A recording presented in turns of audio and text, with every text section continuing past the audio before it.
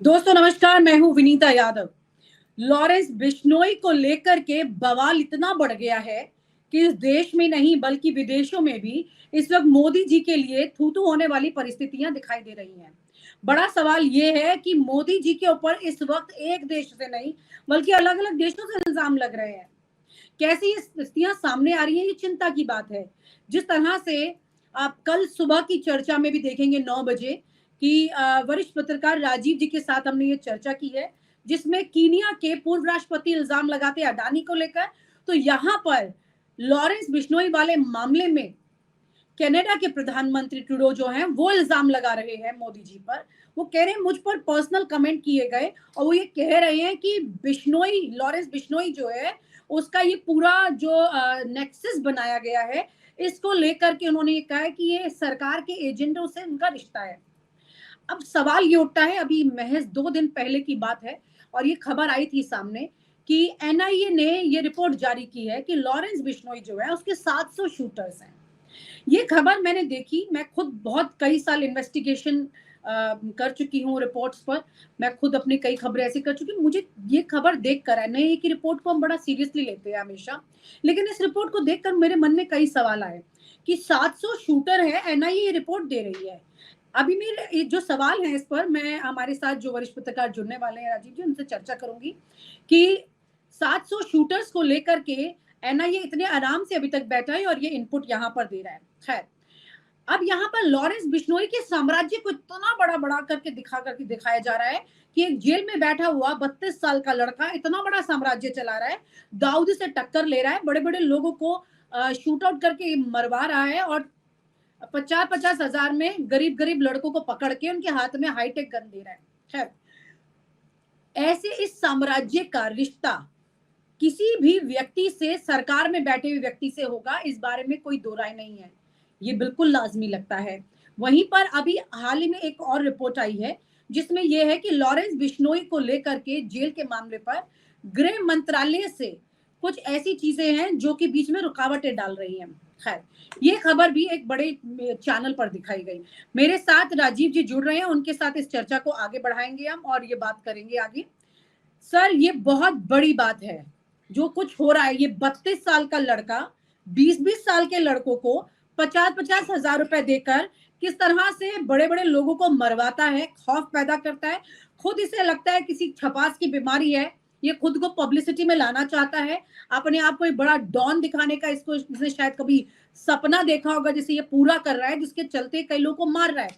वहीं पर हमारा रिश्ता कनाडा के साथ जब खराब होता है, जिसके और भी मल्टीपल वेज है जिसकी चर्चा आप करने वाले हैं, लेकिन यहाँ पर बिश्नोई का नाम लेना, लॉरेंस बिश्नोई का नाम लेना और ये खुलासा कर देना कि सरकार के एजेंटों से रिश्ता है। देखिए, आपने जो भूमिका में बात की, पहली चीज कि ये कहा जा रहा है एनआईए द्वारा कि 700 शूटर हैं। एक आदमी की ऐसी ग्रोथ कैसे हो जाती है? मतलब आप तो अपने आप को, सरकार तो हमारी कहती है ना कि हम तो उग्रवाद खत्म कर दिया, हमने तो बिल्कुल अमृत काल आ गया। तो इस अमृत काल में एक गैंगस्टर का ऐसा राइज, मतलब आप दाऊद की बात करते हैं, दाऊद को नेस्त नाबूद करने की बात करते हैं, और आपके नाक के नीचे एक गैंगस्टर इस लेवल तक बढ़ गया, ये अपने आप में एक बहुत बड़ी, मतलब बहुत बड़ा इल्जाम है, या कह लीजिए एक बहुत बड़ा सवाल है ये इस चीज को लेकर। और फिर एक गैंगस्टर इस हद तक बढ़ गया कि आपके जो इंटरनेशनल रिलेशंस है उस पर उसकी मतलब छाप पड़ने लग गई है। ये अपने आप में दूसरी एक बहुत बड़ी चीज है कि आप तो अल्टीमेटली अपने आप को मतलब प्रोजेक्ट करते हैं विश्व गुरु और पता नहीं क्या क्या आपके अपने दावे होते हैं। तो क्या एक गैंगस्टर इस हद तक बच गया कि आप मतलब बढ़ गया है कि आपकी जो है आपके इंटरनेशनल रिलेशंस पे उसकी छाप पड़ रही है? ये एक बहुत ही मतलब संगीन चीज है। और जिस तरीके से कनाडा ने इल्जाम लगाया है कि लॉरेंस बिश्नोई के थ्रू इंडियन एजेंट्स जो हैं वो ऑपरेट कर रहे हैं, वहां लिक्विडेट कर रहे हैं लोगों को, वो अपने आप में बहुत सीरियस इल्जाम है। देखिए, कोई भी, जब हम डिप्लोमेसी की बात करते हैं, विनीता आपने भी कवर किया होगा, एमईए कुछ समय मैंने भी किया है, वहां पर जो भाषा होती है, एक एक शब्द नाप तोल कर बोला जाता है, वो जो ऑफिशियल वहां की स्टेटमेंट्स होती हैं। और अगर कोई ऐसा इल्जाम लगाता है कोई देश, जेस्चरिंग भी मैटर करती है उसमें, तो बिल्कुल वो भी मैटर करती है। और फिर अगर कोई देश, और वो भी डेवलप्ड वर्ल्ड का देश, हम तो डेवलपिंग वर्ल्ड में है ना, कोई डेवलप्ड कंट्री अगर ये इल्जाम लगा रहा है आप पर, और मतलब एक ऑफिशियल लेवल पे इस तरीके का इल्जाम हो रहा है, और उसके बाद आपके जो संबंध है वो खराब हो रहे हैं इस लेवल तक कि आपके अपने जो दूतावास के आपके वो हैं रिप्रेजेंटेटिव्स वो वापस बुलाए जा रहे हैं या भेजे जा रहे हैं, तो कितना सीरियस मामला है, आप ये चीज समझिए। आपकी देश की छवि के लिए कितना है, मतलब वो है। देखिए यहां प्रॉब्लम क्या है कि जो आपके जो डोमेस्टिक आपका जो पूरा ऑडियंस है, जिसको आपकी जो गैलरी है, वो तो खुश है कि देखिए हमने तो ये कर दिया, हम वहां पर भी ऐसे करते हैं, और वो तो आज दिन में ही मुझे बोल रहे थे ये तो पॉलिसी होगी, हमारी घर में घुस के मारते हैं।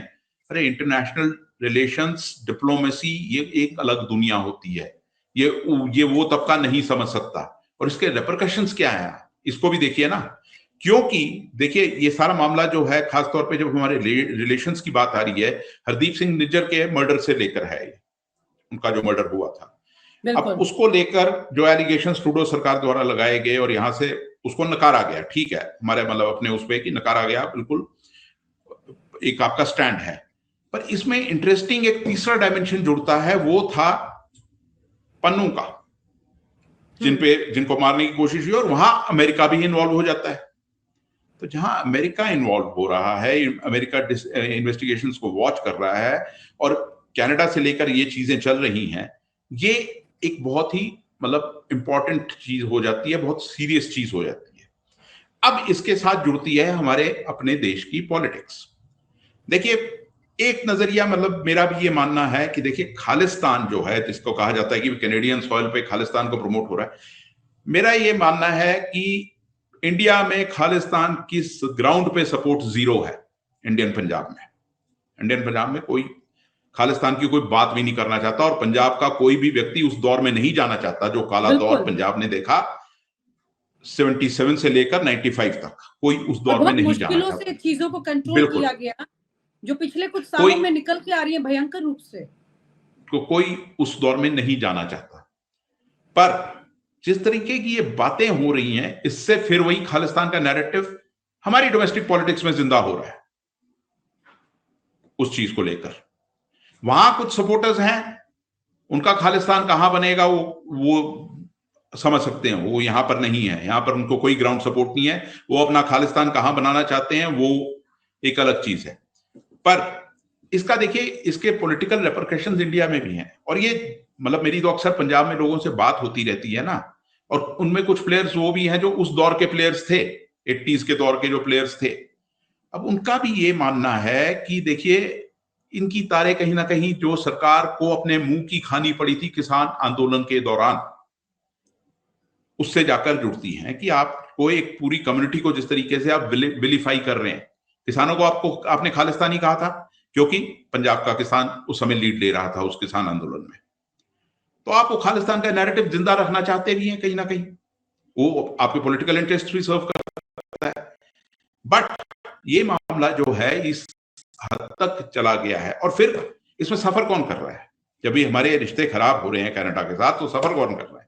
सफर वो पंजाबी कर रहा है जिसके बच्चे वहां पर बाहर हैं, जो आना चाहते हैं घर, वो नहीं आ पा रहे हैं किसी कारणवश, किसी की शादी है, किसी का कोई और प्रसंग है, वो नहीं आ पा रहे हैं।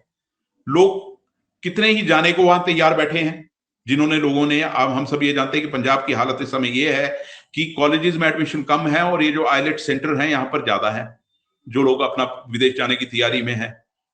लोग अपनी जमीनें बेच के बैठे हैं, पैसा लगा के बैठे हैं, किसी एजेंट को देके बैठे हैं कि हम बाहर जाएंगे। उनकी जो उम्मीदें हैं उन पे पानी फिर रहा है, अनसर्टेनिटी बहुत है। फिर आज कनाडा ने इतना सीरियस इल्जाम लगाया है, कल को अगर कुछ ये चीज और एस्केलेट होती है आगे, और कुछ और मतलब मेजर्स लिए जाते हैं उनके द्वारा या हमारे द्वारा भी, दोनों से कोई भी ले सकता है क्योंकि हमारा एक स्टैंड कुछ और है वहां पर, तो फिर उसके इकोनॉमिक जो इंप्लीकेशंस है वो भी साफ तौर पर आपको नजर आएंगे। पर कुल मिलाकर बात ये है कि ये किसी के भी हक में नहीं है ये चीज। और इसमें एक डायमेंशन और भी आती है, जो कनाडा में इस समय चुनाव चल रहे हैं, तो कनाडा की जो डोमेस्टिक पॉलिटिक्स है वहां पर भी बहुत सा पंजाबी वोटर है वहां पर, जो वहां का सिटीजन बन चुका है, तो उस पॉलिटिक्स के अंदर भी इसका एक रोल वहां पर है। और ये इल्जाम लगाया जाता है कि ट्रूडो सरकार जो है वो खालिस्तानी एलिमेंट्स के लिए जो है हमेशा से सॉफ्ट रही है, वो एक डायमेंशन है। पर बात यह है कि ये जो इल्जाम लगा ना कि किसी दूसरे के सॉइल पर जाकर आप इंटरफेयर करके अगर लिक्विडेशन जैसा इलाज मतलब इल्जाम लग रहा है या जो छप रहा है अखबारों में, वो बहुत ही सीरियस चीज है जी। सर यहाँ पर मैं आपको एक तस्वीर दिखा रही हूँ। आज देश के भारत के विदेश मंत्री और पाकिस्तान के जो प्रधानमंत्री हैं शहबाज, उनके साथ मुलाकात की ये तस्वीर आई है। ये तस्वीर पाकिस्तानी किसी चैनल की तस्वीर है। जो प्रधानमंत्री हैं शहबाज शरीफ, उनसे मिले हैं। अभी चर्चा काफ़ी दिनों से चल रही थी इस बात को लेकर के कि मिलने जाएंगे विदेश मंत्री वहाँ पर। अभी हम कई सारे रिश्तों में बहुत बुरी तरह फंसे हुए हैं। अगर आज की परिस्थिति को देखें तो कनाडा हो या कीनिया हो, जो हमारे साथ हमें आंखें दिखा रहा है, जब पहले नेपाल दिखा चुका है, और रिश्ते हमारे अपने खुद के पड़ोसी देशों के साथ अच्छे नहीं हैं। और ये मुलाकात किस तरह से, इस पर संक्षिप्त में मैं आपसे जवाब चाहती हूँ कि एस जयशंकर का इस तरह अब जाकर के पाकिस्तान में मिलना, जिस पाकिस्तान को आप अपने चुनावी भाषणों में आंख दिखाकर और 56 इंच की छाती के साथ में ये बताना चाहते थे कि ये कहाँ पर टिकेगा हमारे सामने, आज आपको वहां जाकर के अपनी कूटनीतिक व्यवस्था जो है, बातचीत, उसके साथ ही काम करना पड़ रहा है। जहां पर आपने अपना, जहां से पुलवामा की तस्वीर जब सामने आई थी, फिर बालाकोट हुआ और बहुत सारी चीजें थी, उसके बाद इस मुलाकात को कैसे आप देख रहे हैं? ये अपने आप में बहुत बड़ा विषय है सर। ये आपने पुलवामा से बात की, मैं तो उससे पहले जाना चाहूंगा जब मोदी साहब वहां गए थे, अनशेड्यूल्ड जो उनका एक स्टॉप ओवर पाकिस्तान का था, वहां से शुरुआत दाऊद की बेटी की शादी वाले उसमें ना, ये नहीं, जब वो उनके बर्थडे पे गए थे वहां, बर्थडे पे, सॉरी, फंक्शन बर्थडे पे गए थे शरीफ साहब के। बात ये है कि आपकी जो ये दोगली जो चीज है ना, देखिए इसका एक चीज तो ये है कि आप अपनी डोमेस्टिक जो ऑडियंस है, जो आपके सपोर्ट बेस है, उसको आप क्या बोलते हैं? जो आपने बोला कि भाई 56 इंच की छाती और पाकिस्तान को हम खत्म कर देंगे और ऐसा कर देंगे और वैसा कर देंगे, आप कंपैरिजन भी अपना पाकिस्तान के साथ करते हैं। वो एक और बड़ी हंसी की बात है कि एक फेल्ड स्टेट जो है पाकिस्तान, उसके साथ आप कंपेयर करते कि देखो हमने पाकिस्तान को उसकी जगह दिखा दी। अरे पाकिस्तान, आप तो कहीं आगे थे, आप तो इवेंचुअली कम्पीट करना है तो आप तो you should compete with developed world. वो एक चीज है। दूसरी चीज जो है, देखिए ये आपकी जो कोर वोटर बेस है, आप उसके लिए करते हैं। इवेंचुअली अंतरराष्ट्रीय जो रिलेशंस होते हैं, वहां बात कहां आती है? You have to sit down at the table, चाहे कुछ भी मसला हो, तो इवेंचुअली आपको बात तो करनी होती है, वो देर सवेर जैसा भी हो। वो चीज एक है। उसके साथ आप एक चीज और समझिए कि आपके पाकिस्तान के साथ जो रिलेशंस खराब हैं, उसका खामियाजा कौन भुगत रहा है?